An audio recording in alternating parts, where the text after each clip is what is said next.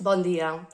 Us acabo de penjar històries, una foto de Mario Alonso Puig, que és una persona a la qual jo admiro molt, m'agrada molt com transmet, el que transmet i des d'on ho fa, amb aquest amor cap als altres, en el que comenta que si vols que els altres et tractin d'una manera diferent, potser hauries de començar, no, tractant tu els altres d'una manera diferent. I em sembla un canvi d'òptica tan interessant i tan important i tan fantàstic que moltes vegades no arribem a aquesta reflexió, no arribem a aquesta reflexió que sembla tan senzilla però que alhora és tan difícil, no? Perquè també a nosaltres ens agrada molt col·locar el problema fora, el problema en els altres, no?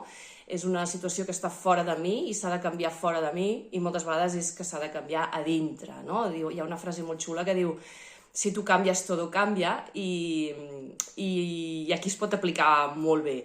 Si jo porto molt de temps dient-li les coses a una persona d'una manera, traslladar-li un missatge d'una manera, i no m'entén, no està arribant aquest missatge com a mi m'agradaria, potser és que ho haig de fer d'una altra manera, no és que tingui que continuar insistint en aquella persona o li tingui que donar més temps o hagi de tirar la tovallola, sinó que potser el que haig de revisar és a mi mateix, com ho estic fent i de quina manera m'estic comunicant. També va molt bé intentar posar-se al lloc de l'altre, intentar entendre ell en la seva posició o ella, no? En la seva posició, com pot estar rebent aquest missatge per part meva, com em pot estar percebent aquesta persona a mi, quina posició tinc jo, no? En el seu sistema de persones amb les quals, en aquell sistema al qual jo pertanyo i aquella persona també, i com li pot estar arribant aquest missatge de la manera que jo li estic donant i provar alternatives. Si és que a vegades no és ja tinc la solució i vaig aplicar-la, no? A vegades és ensayo-error, que dic jo, no?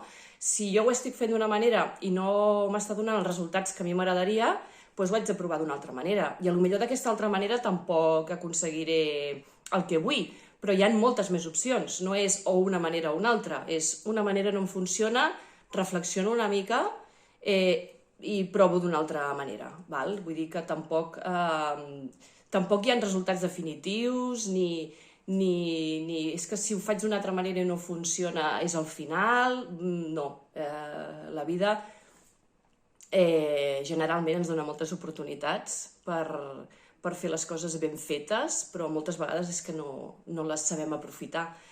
Moltes vegades també ens costa de posar el foc en nosaltres mateixos i veure que som nosaltres els que hem de canviar si volem que la nostra relació amb els altres canviï o si volem que una situació concreta que estem vivint en aquell moment canviï també. Aquest és el missatge que us volia donar. Ara abans de Nadal venen uns dies molt especials amb els que estareu amb moltes persones. Us convido a fer una reflexió en aquest sentit, que a veure les coses com des d'una altra òptica diferent, no? Analitzar-les no sota el mateix vidre que sempre les analitzem i veureu com gairebé de forma màgica, no? Es transformen. Espero que passeu un bon Nadal. Una abraçada.